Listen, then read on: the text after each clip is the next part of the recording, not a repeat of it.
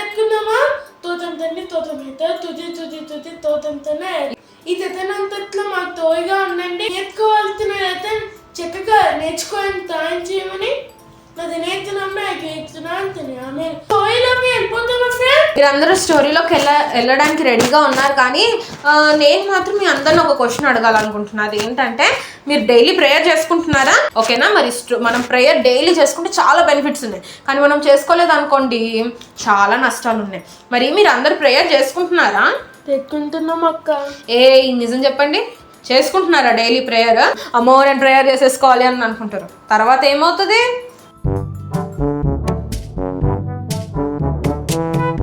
అయ్యో నేను ఇప్పుడు ప్రేయర్ తెచ్చుకోలేదే. తెచ్చుకుందాం.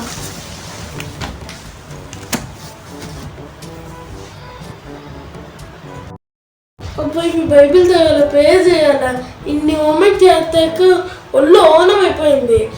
నా టీవీతో వస్తుంది ఇప్పుడు కొత్తగా, నాకు ఇష్టమైన టీవీతో. ఇప్పుడు నేను బైబిల్ ఒకటి చదువుకొని నేను టీవీతో చదువుకుంటాను.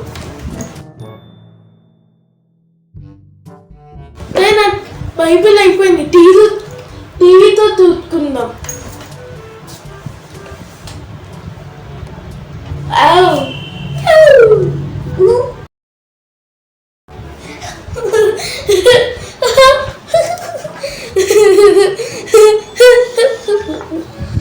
హర్షి ప్రేయర్ చేసుకున్నావా? ప్రేయర్ చేసుకోలేదు మమ్మీ. చేసుకో, ఫస్ట్ ఆ ఫోన్ పక్కన పెట్టి కార్టూన్ చూసుకున్నావు కదా, ఎన్నని చూస్తావు? ఇక్కడ కూర్చుంటే ఎప్పుడు ఇలానే చెప్తారు.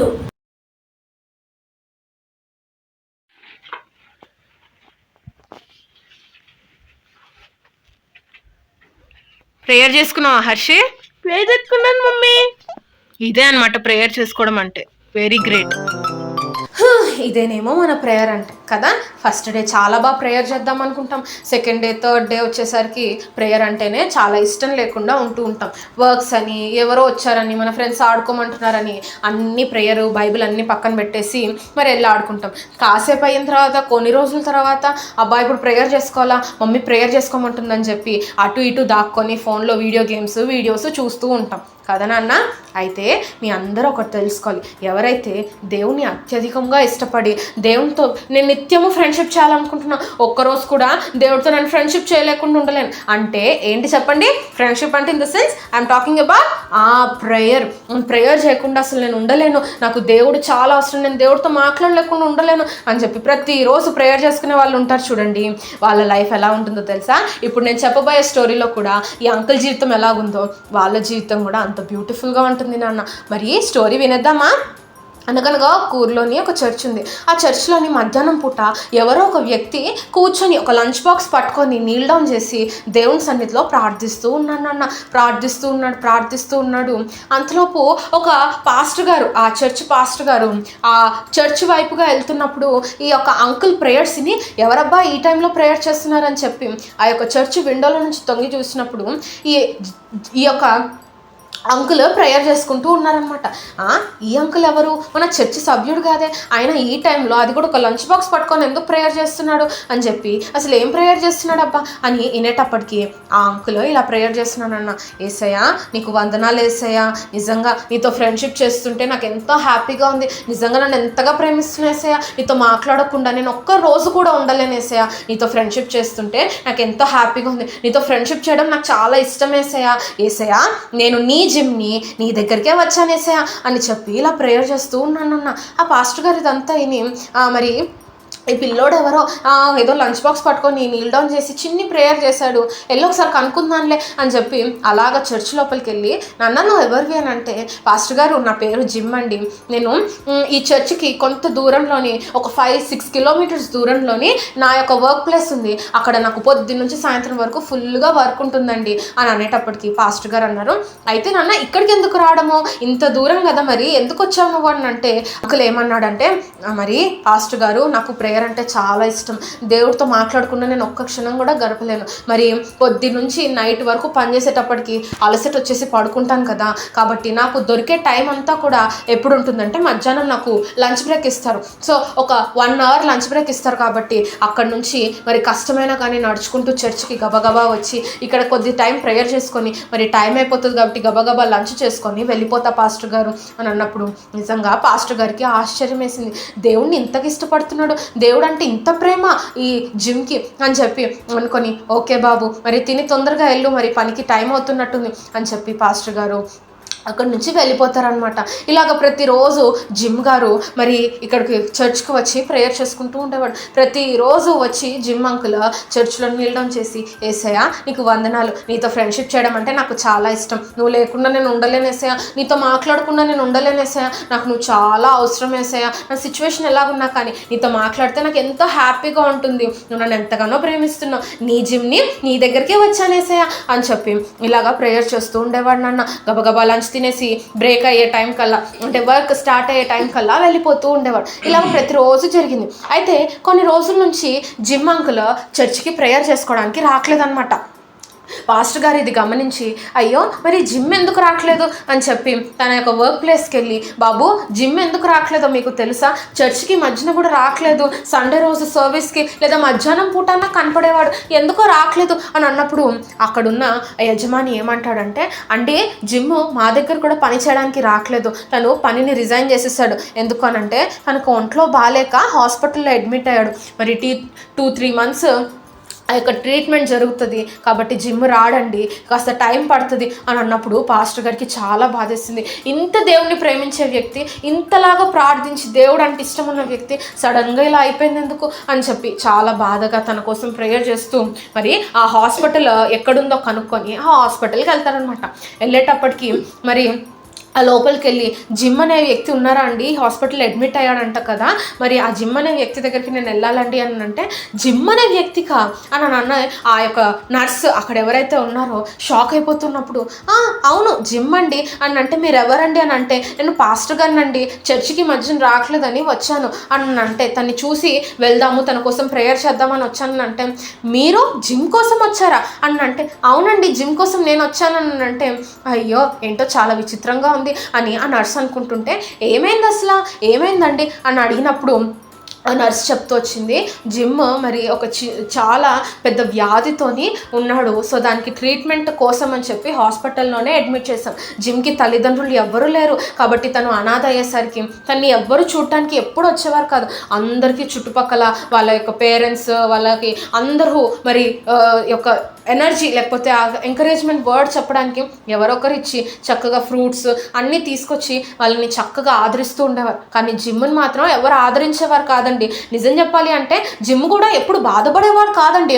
ఇంకా చెప్పాలి అంటే అందరూ సాడ్గా ఉండి ఈ వ్యాధి ఎందుకు మాకు వచ్చింది అని చెప్పి వార్డులో ఉన్నవారు అందరూ బాధపడుతుంటే జిమ్ మాత్రం ఎవరు తన దగ్గరికి రాకపోయినా చాలా హ్యాపీగా ఉండేవాడు. ఏంటో తెలీదు, అందరూ బాధపడుతున్నా అందరూ అన్నీ ఉన్నా కానీ బాధపడుతున్నా తిను ఎవరు రాకపోయినా తను విజిట్ చేయడానికి ఎవరు లేకపోయినా ఎంత హ్యాపీగా ఉండేవాడు. ప్రతి క్షణం తను నవ్వుతూనే ఉండేవాడండి. ఏంటో విచిత్రం నాకు అర్థమయ్యేది కాదు కానీ తను నవ్వుతూ ఇతరుల్ని కూడా ఆదరిస్తూ నవ్విస్తూ అలాగా ఒక 1-2 months నుంచి నేను చూస్తూ ఉన్నాను కదా. అక్కడున్న పేషెంట్స్ అందరూ కూడా నవ్వేలాగా వాళ్ళందరూ హ్యాపీగా ఉండేలాగా మన జిమ్ చేస్తూ ఉన్నాడు. ఏంటో అర్థం కాదు కానీ మీరు వచ్చారు కదా ఇగోండి వెళ్ళండి అని చెప్పి ఆ నర్సు అక్కడ వాళ్ళలోకి పంపించినప్పుడు జిమ్ దగ్గరికి పాస్టర్ గారు వెళ్ళినప్పుడు పాస్టర్ గారు ప్రైజ్ లార్డ్ వచ్చారా, థ్యాంక్ యూ నన్ను విజిట్ చేయడానికి వచ్చినందుకు అని అన్నప్పుడు జిమ్ అంటాడు పాస్టర్ గారు అంటారు ఏంటంటే నాన్న నువ్వు ఇంత హ్యాపీగా ఎలాగున్నావు, నీకు ఇంత ఈ యొక్క సిక్నెస్ ఉంది, నువ్వు హాస్పిటల్ అడ్మిట్ అయ్యావు, ఇంకో 2-3 months పడుతుందంట ట్రీట్మెంట్కి, మరి ఇంత హ్యాపీగా ఎలాగున్నావు, ఎట్ ద సేమ్ టైం నీ చుట్టుపక్కల ఉన్న వారిని కూడా హ్యాపీగా ఎలా ఉంచగలుగుతున్నావు, అయినా నీ కోసం ఎవరు రాలేదు, నేను కూడా త్వరగా నిన్ను అర్థం చేసుకొని త్వరగా నీకు ఇట్లా బాగాలేదు అని నాకు తెలుసుంటే తొందరగా వచ్చేవాడిని నాన్న, నిన్ను ప్రతిరోజు మీట్ అవ్వడానికన్నా ఉండేది, కానీ నేను మీట్ అవ్వలేదు, నన్ను క్షమించి 2-3 months మంత్స్ నుంచి అని అన్నప్పుడు మరి జిమ్ అంటాడు, ఏం పర్వాలేదు పాస్టర్ గారు, మీరు రాకపోయినా నాకు ఏం బాధ అనిపించలేదు. ఎందుకనంటే నన్ను ప్రతిరోజు కలవడానికి ఒక వ్యక్తి వచ్చాడు. ఎవరు చెప్పారు నన్ను కలవడానికి ఎవరు లేరు అని అన్నప్పుడు మరి పాస్టర్ గారు షాక్ అయ్యారు. అదేంటి జిమ్కి మరి మమ్మీ డాడీ ఎవరు లేరు, రిలేటివ్స్ ఫ్రెండ్స్ లేరు, మరి ఎవరు తిని కలవడానికి రారు అని నర్సు చెప్తే జిమ్ ఏంటి ఇలా విచిత్రంగా మాట్లాడుతున్నాడు అని చెప్పి జిమ్ మాటలు వింటూ ఉన్నారు. జిమ్ అన్నాడు, పాస్టర్ గారు రోజు మధ్యాహ్నం పూట ఒక వ్యక్తి తెల్లటి వస్త్రాలు ధరించుకొని నా దగ్గరికి వస్తాడు. ఆయన ఎవరో కాదు పాస్టర్ గారు, దేవుడే, ఏసయ్యే. ఏసయ్య ఏమనేవారంటే నాతోని, జిమ్ నీతో ఫ్రెండ్షిప్ చేయడం అంటే నాకు చాలా ఇష్టము, గో నేను నీ ఏసయ్యను, నీ దగ్గర నీతో ఫ్రెండ్షిప్ చేయడానికి నేను వచ్చాను, నేను నీ ఏసయ్యను జిమ్, నేను నీకు తోడుగా ఉంటాను, నేను స్వస్థపరుస్తా, భయపడకు అని చెప్పి ప్రతి మధ్యాహ్నము ఆ వ్యక్తి వస్తాడు. ఆ పాస్టర్ గారు, అందుకే నాకు భయం లేదు, దేవుడే నా దగ్గరకు వస్తున్నాడు, నేను చర్చికి వెళ్ళలేకపోతున్నాను బాధపడ్డా కానీ, ప్రేయర్ చేసుకోలేకపోతున్నాను అనుకున్నా కానీ ఏసయ్యే నేను ప్రేయర్ చేయలేకపోతున్నాను, నేను ప్రేయర్ చేసుకొని ఆయనతో ఫ్రెండ్షిప్ చేసే రీతిగా ఆయననే నా దగ్గరకు వస్తున్నాడు. నిజంగా ఐఎమ్ సో హ్యాపీ అన్నప్పుడు పాస్టర్ గారు నిజంగా షాక్ అయ్యారు. నిజంగా ఈయన దేవుణ్ణి ఎంతగా ప్రేమించి తన టైంని ఎలాగన్నా ప్రేయర్ చేసుకోవాలి, ఎలాగన్నా దేవుడితో మాట్లాడాలని అనుకుంటూ ఉన్నప్పుడు మరి దేవుడు ఎలాగ తన దగ్గరికి, తను చర్చికి వెళ్ళలేని సిచ్యువేషన్లోని ఒక చాలా హార్మ్ఫుల్, ఒక చాలా సిక్ఫుల్ సిచ్యువేషన్లో తను హాస్పిటల్లో అడ్మిట్ అయినప్పుడు దేవుడే తన దగ్గరికి వచ్చారు కదా నాన్న. నిజమే, మనము దేవుణ్ణి బట్టి, దేవుడి మీద అంటే ఎంతో ఇష్టముతోని మనము ఏదో ఒక ఆచారబద్ధంగా చేయకూడదు నాన్న. ఎప్పుడు ప్రేయర్ ఏదో చేయమంటున్నారని ఇది ఒక రూల్, ఒక రెగ్యులేషన్ కాదు, కానీ this is something a very beautiful relationship with God. దేవునితో ఒక మంచి సంబంధము, ఒక మంచి సహవాసము, ఫ్రెండ్షిప్ అంటారే అదే అనమాట. కూర్చొని దేవుడితోని మాట్లాడటము. మనం చాలాసార్లు ప్రేయర్ అంటే అబ్బా ఇప్పుడు ప్రేయర్ చేయాలా అని ఏడుస్తూ ఉంటాం కదా, కానీ అలా ఏడవకుండా ఈరోజు ప్రేయర్ అంటే అర్థమైంది కదా, దేవుని ఇష్టపడి మీరు ఎవరితో ఇష్టంగా మాట్లాడతారు. చూడండి, నీకు మమ్మీ బాగా ఇష్టం ఉంటే కూర్చొని అన్ని ముచ్చట్లు చెప్తారు కదా, మమ్మీ ఈరోజు స్కూల్లో ఇలా మా ఫ్రెండ్ చెప్పాడు, ఇలా చేశాడు అని. అలానే మన ఏసయ్యతో కూడా ప్రేయర్ అంటే మాట్లాడడం. ఏసయ్యా ఇదిగో ఇదయ్యా నా హార్ట్ ఇలాగుందయ్యా, ఇదిగో అయ్యా నాకు ఈ నీడ్స్ ఉన్నాయి, ఈ సిచ్యువేషన్లో ఉన్నా, నేను ప్లీజ్ ఏసయ్యా నాకు హెల్ప్ చేసేయా అని ఏసయ్యకి ప్రేయర్ చేయడమే. కాబట్టి మనము అలాగ దేవుని మీద ఇష్టం కలిగి, ఏసై మీద మక్కువ కలిగి మనం ప్రేయర్ చేసామనుకోండి, అప్పుడు దేవుడే మనకి తోడుగా వస్తాడన్న. మన డేంజరస్, భయంకరమైన, చాలా భయం పుట్టిస్తున్న సిచ్యువేషన్స్లో దేవుడు మనకు తోడుగా ఉంటాడు, మనల్ని నడిపిస్తాడు, మనల్ని కాపాడుతాడు. బైబిల్లో కూడా మనందరికీ దానియేలు గురించి తెలుసు కదా, మీ అందరికీ దానియేలు గురించి తెలుసు, ఆల్రెడీ మనం ధ్యానించుకున్నాం దానియేలు గురించి.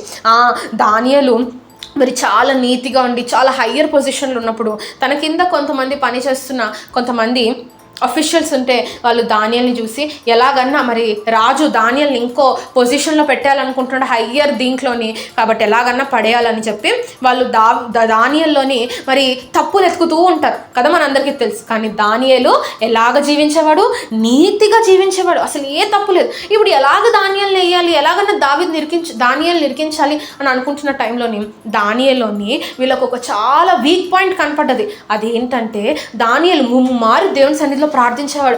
దానియేలుకి దేవుడు అంటే కూడా చాలా ఇష్టం కదా నాన్న.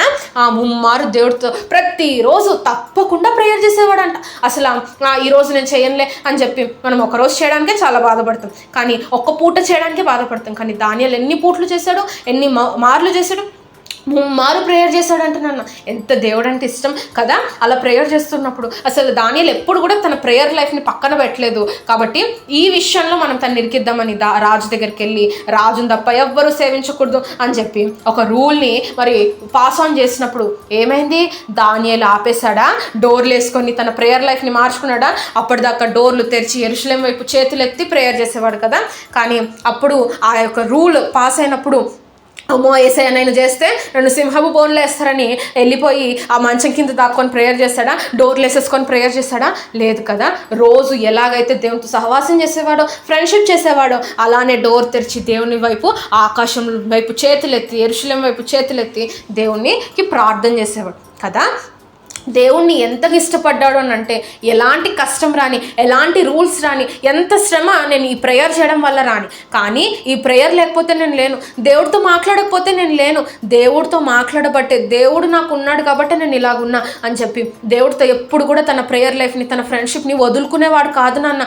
ఎలాంటి సిచ్యువేషన్ అయినా కానీ, ఈరోజు మనకు అలాంటి భయంకరమైన సిచ్యువేషన్స్ ఏవి లేకపోయినా కానీ మనం టీవీని బట్టి వీటిని బట్టి దేవుని వదిలేస్తున్నాం, జాగ్రత్త. కానీ దానియేలన్న అంత పెద్ద పెద్ద శిక్ష తన మీదకి వస్తుందని తెలిసినప్పటికీ కూడా దేవునితో ఫ్రెండ్షిప్ మాత్రం వదులుకోలేదు. అలా వదులుకోకపోతే ఏమైంది, అఫీషియల్స్ వెళ్ళి రాజు చెప్పినప్పుడు, రాజుకు దానియేలు అంటే ఇష్టమే, కానీ ఏం చేస్తాడు, ఇంకా ఆ యొక్క రూల్ని వెనకాలకి తీసుకోలేడు. కాబట్టి దానియేలు సింహాల బోల్లో వేసినప్పుడు మరి ఏమవుతుంది, తను అప్పటిదాకా దేవుని కోసమని రిస్క్ చేశాడు, తన లైఫ్ని కూడా ఒక దీంట్లో పడేసుకున్నాడు, రిస్క్లో పడేసుకున్నాడు. అయినా కానీ దేవుడు ఇదంతా చూస్తున్నాడు. నా కోసమని, నాతో మాట్లాడడం కోసమని, నాతో ఫ్రెండ్షిప్ చేయడం కోసమని దానియేలు ఇది కూడా లెక్క చేయలేదా?